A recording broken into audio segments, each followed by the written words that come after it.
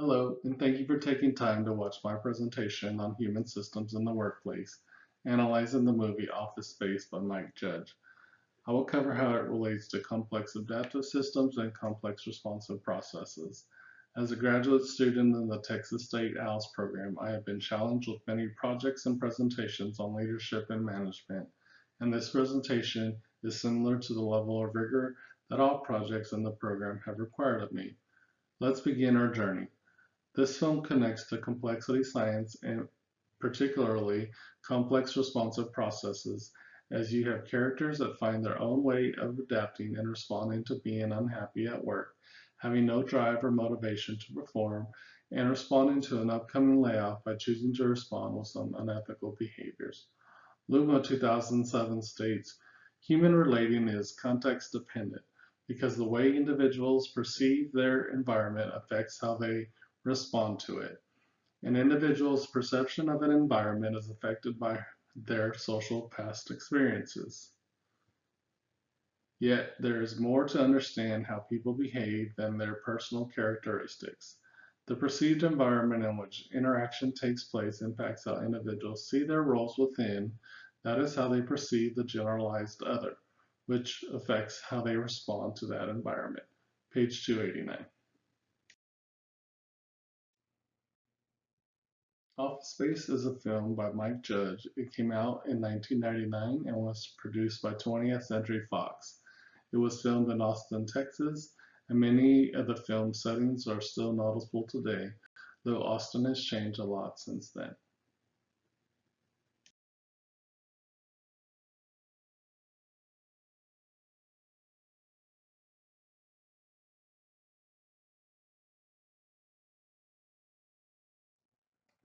Office Space is about a group of employees that work at Initech. Peter, the main character, job is to update bank software code for the Y2K switch. He dislikes his job, which involves having to work 7 days a week. A point of frustration for him is being hounded by his 8 bosses about not using a cover sheet for his TPS reports. Initech brings in a consultant that are experts in efficiency. Tom, having set off the alarm to Peter, Samir, and Michael, begin to question what would make them happy in a career. Frustration with the copy machine and the pending layoff begins to worry the coworkers. Peter is so unmotivated that his main goal is to do nothing. After introducing the consultants, the two Bobs, to all the employees, interviews begin to look for inefficiencies. After Lumbergh tells Peter he would have to come in on a Saturday and Sunday, he decides to just not care anymore and not come in on the weekend to do nothing. When he finally arrives late on Monday, not to work but to pick up some items from his desk, he is interviewed by the consultants. He is truthful with his lack of caring, motivation, and incentive to work hard for Initech. The Bobs are perplexed by this and end up recommending him for a management position. Amir and Michael, Peter's friends, also do interviews, and those don't go so well. After Peter finds out that he's up for promotion and his friends will be laid off, they conduct a plan to get back at the organization, which involves unethical decisions. Peter starts to enjoy his life doing what he likes, dating Joanna from the restaurant his colleagues frequent, watching Kung Fu, and going fishing and going into the office at his leisure. Lumbergh still annoys him throughout the film and he finds ways to dismiss him. Finally, the Bobs call Peter in and let him know Samir and Michael will be let go and their jobs outsourced, and that he will be promoted with subordinates. Peter invites Michael over and hints to them that they will be laid off and brings up the virus Michael created to rip off the company. Peter lets Michael and Samir know of their upcoming layoff and convinces them to upload the virus and rip off Initech. After uploading the virus on their last day at Initech, they soon find out the virus has taken more money quicker than initially anticipated. Realizing they could be caught, Peter returns the funds via a check and delivers them under Lumbergh's door. Milton, the outcast of Initech, who has been moved from cubicle to cubicle, his red stapler stolen by Lumbergh, and finally moved to the basement, gets his revenge by burning down the office. but not before taking the envelope from under Lumberg's door. No one knows the difference, and Milton travels to Mexico with his newly acquired funds and lives it up on a resort ordering Mai Tais. Peter ends up taking a construction job, and Michael and Samir get new jobs at Intertrode.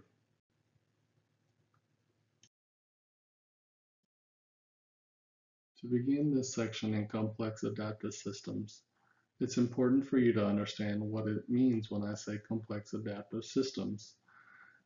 As early as 1997, Kevin Dooley defined complex adaptive systems as a group of semi-autonomous agents who interact in interdependent ways to produce system-wide patterns such that those patterns then influence behavior of the agents.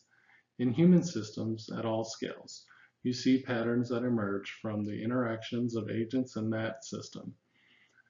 Thoughts, experience, perceptions interact to create patterns of thought. Shared attitudes toward diet, exercise, and physical awareness interact to shape patterns of health in team or community.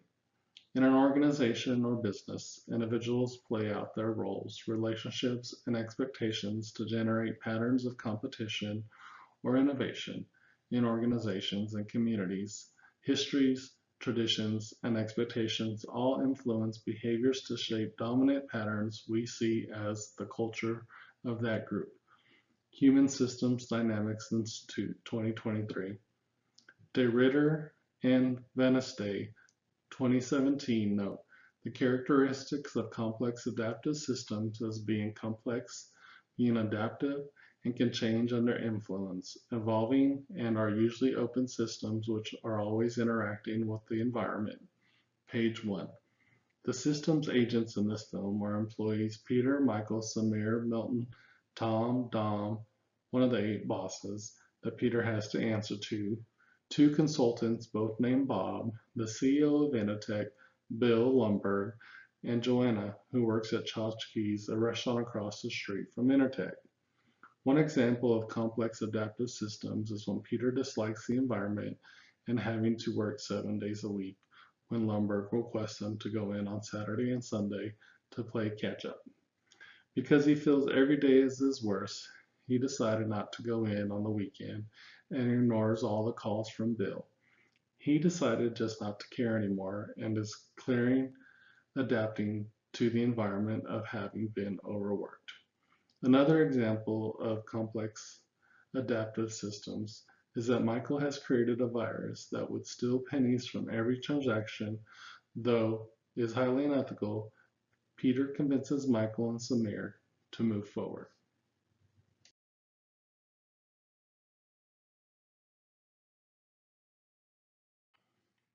At Tchotchkes, Joanna also deals with unfavorable demands from her boss, who is always demanding she wear more flair. Joanna has adapted to the demands by wearing the bare minimum of 15 pieces of flair, but her manager is constantly on her for not wearing more. Milton is another character that is continuously been pushed aside and abused by his superiors and some employees at Initech. In one scene he states, if Sandra can listen to her headphones, he can listen to his radio while talking to Peter. He is constantly moved from cubicle to cubicle, has his stapler stolen by Lumberg, and then is finally sent to the basement. His frustration gets the best of him, and at the end of the film, burns Initech to the ground with no remorse. When it comes to the rules of complex adaptive systems, in this film, the first one we encounter is the rule to use a cover sheet for the TPS report. Peter brushes it off as a non-issue and states he will fix it, but is hounded by his bosses. The next rule we encounter is that in Initech they are required to work on Saturday and Sunday. Joanna, having finally had enough harassment about the flare not being enough, flicked off her manager and quits. From an open systems point of view, we see the constant struggle they all go through before they all adapt, and not necessarily in the organization's favor.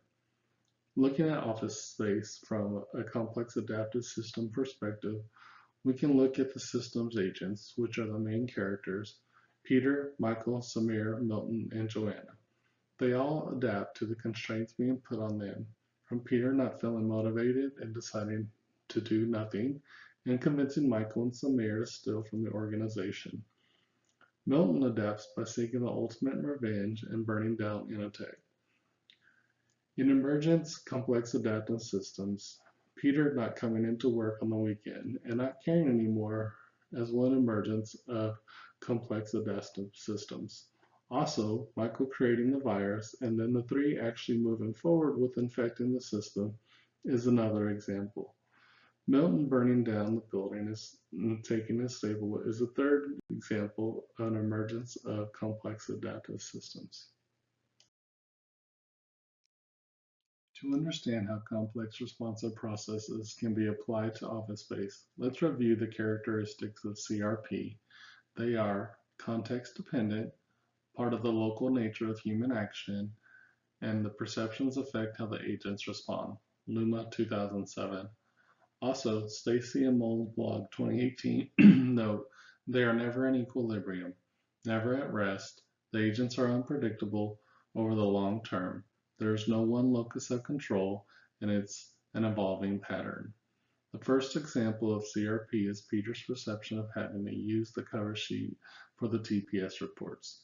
He has the memo, but does not see it as a problem with not using it, as he states he just forgot. A couple examples of organizational knowledge in the film are when Tom senses an upcoming layoff when the consultants are brought in. The second example is Peter telling his friends of their upcoming layoff. The final knowledge shared between the three main characters is how Michael can create a software virus to rip off Initech. An example of community in the change is when Michael, Samir, and Peter grab a cup of coffee to help Peter's case of the Mondays, and they talk to him about the TPS cover sheets. Another example is when Milton is on the phone with Peter, who is one cubicle over, and tells him about when he was by the window. He could look at the squirrels, and he mentions how they were married, and that if he is moved one more time, he is quitting. An example of conflicting constraints at Initech is Peter not wanting to conform to the demands from Lundberg and go to work on the weekend, and using the cover sheet for his TPS reports. Peter has problems with this small change in procedure and being hassled by multiple bosses, which he doesn't feel motivated to work. In Office Space, the dynamics for a majority of the employees at Initech is inclusive and most everyone gets along with each other. The one person who is excluded and picked on by other employees is Milton, but not from everyone. Milton is portrayed as the outcast and is constantly moved from cubicle to cubicle and then to the basement. His favorite stapler is stolen from him, which he has stated he would burn the place down if that happens. Though he is included in a birthday celebration for Lundberg, he is excluded from getting a piece of cake and enjoying the moment of celebration. At the end of the film, he goes to retrieve a stapler from Lundberg's office and then burns the place down. An example of simultaneous emergence of continuity and novelty creation and destruction in the iteration of nonlinear interactions and its amplification of small changes is when Peter finally realizes that doesn't have to go in on the weekends, nor answer the phone calls. He spends this weekend doing nothing and enjoying it, which results in him not caring to come in on the following Monday, only to pick up some things from his desk. When he is in interviews by the consultant, he is truthful in his work habits and tells them he's not motivated enough to work harder. The major factor that inhibits Peter from using the cover sheet is a lack of motivation to do so, and lack of training. His bosses believe only sending a memo to do so is going to get people to change. Change requires readiness, which is reflected in organizational members' beliefs, attitudes, and intention. Repos et al. 2019. He never adapts to this demand and instead changes his perception after his hypnotist session, in which the practitioner has a heart attack and dies. This experience does change him, but not in a positive way for the organization, but for his mental health it does. He gets a new girlfriend, Joanna, and goes on dates, watches Kung Fu with her, and even goes fishing before going into work, all of which makes him a happier person. The facilitators don't ever evolve in their approach. Dahm and Lumbergh continue to give authoritarian demands and expect everyone to conform to what they say. After Lumbergh realizes Peter isn't going to listen to his demands and do his own thing, he realizes he no longer has power over him and accepts he just needs to get that picked up for him in response to his cubicle wall being knocked down so he can see out the window. Lumbergh is a great example of what not to do as a manager. If you want to achieve a more sustainable level of performance, his demanding and unmotivating way of leading is not conducive to getting employees to perform at their optimal level. Peter's evolution to being happy and having time to do other things did reflect a happier and more willing to work attitude when he was in the office. He finally finds a balance between work and having fun, which made his presence in the office more meaningful. This film is a great example of what it can look like when working for overbearing and authoritarian leaders that only give orders. It's a great reflection on what it can do to one's mental health and overall work productivity. Having multiple bosses that don't allow for autonomy or help with the change management of the operation does little to move an organization forward towards the goals the leaders set. This is a great example of CRP and how change happens at the individual level and not at the systems level. It also shows that the workers have the ultimate power and dictate the culture of the organization, regardless of the leadership and their demands. When workers don't feel appreciated and compensated fairly, they will adapt their ways to what is their perceived value within an organization, which will lower productivity, and employees will not have the intrinsic motivation to perform at their peak ability. Thank you for watching. Here's a list of references, and I appreciate your interest in complex adaptive systems and complex responsive processes.